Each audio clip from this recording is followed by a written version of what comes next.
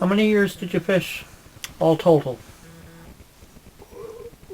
Well, with my father at the basin, let's say I was a young fellow there all the time, and I started my own fleet there in '53 at North Lake.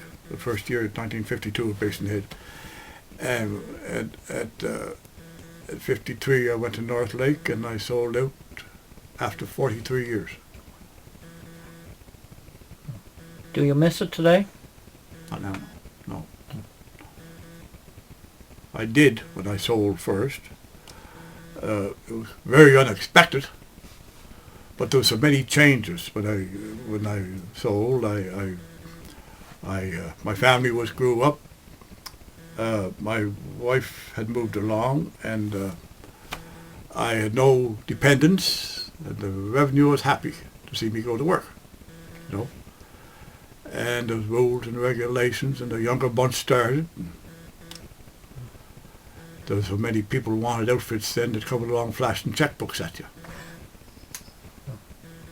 I remember the day I sold, my brother and we just finished up building 100 traps each, home in the building. And we're just shifting over, and I shifting over, starting to do the rope. And this guy come along, before he left, I wasn't fishing anymore. That's how quick it was. Yeah. So you have no regrets? No. No. That's nice. Yeah.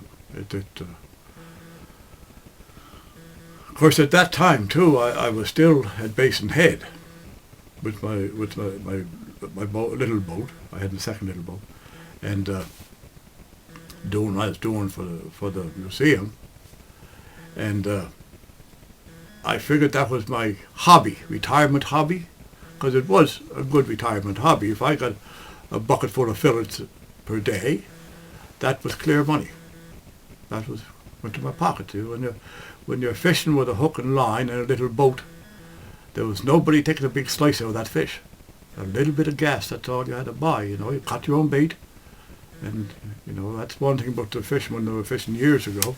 They caught their own bait, just a wee bit of gas. And What did you use for bait when you were working at the basin? we used our own nets to catch them, be herring, mackerel. No trouble. Did you store it? Did you freeze it? No.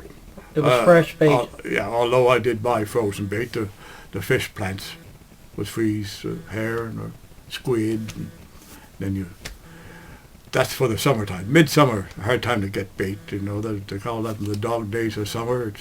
It's too hot for fish to do anything, and you buy frozen bait then. Do you have any funny fishing stories? Funny things that happen. Well, I remember one time there. It was kind of amusing. There was one fellow from Boston there, Paul Constantin. A lot of people around here would know him because he had a trailer up the road here. But he was a regular, and he always came out with me. At that time I was using a smaller lobster boat, you know, my Francis Ann, that's the little boat I had there.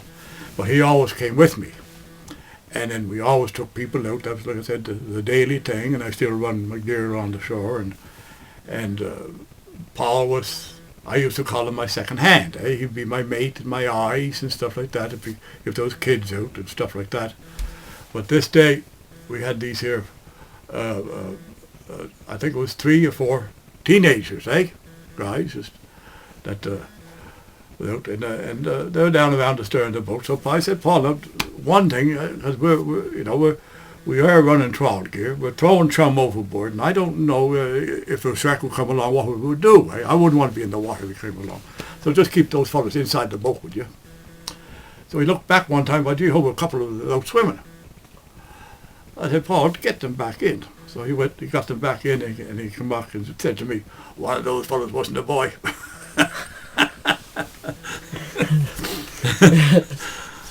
Yeah, so that's things like that. But one thing about fishing, every day was different. When you're out in the water, you see something different every day. You know, I couldn't go and tell you, well, come on out tomorrow, I'll show you a whale, or I'll show you a blackfish, or I'll show you a turtle, or a steamer going by, or the ferry going by. But every day was different, and you just didn't know what to to see next, especially when you're fishing off the Basin Head with trawl gear. You're always looking down. You could see about 6 hooks down what were coming up. You never know what's coming.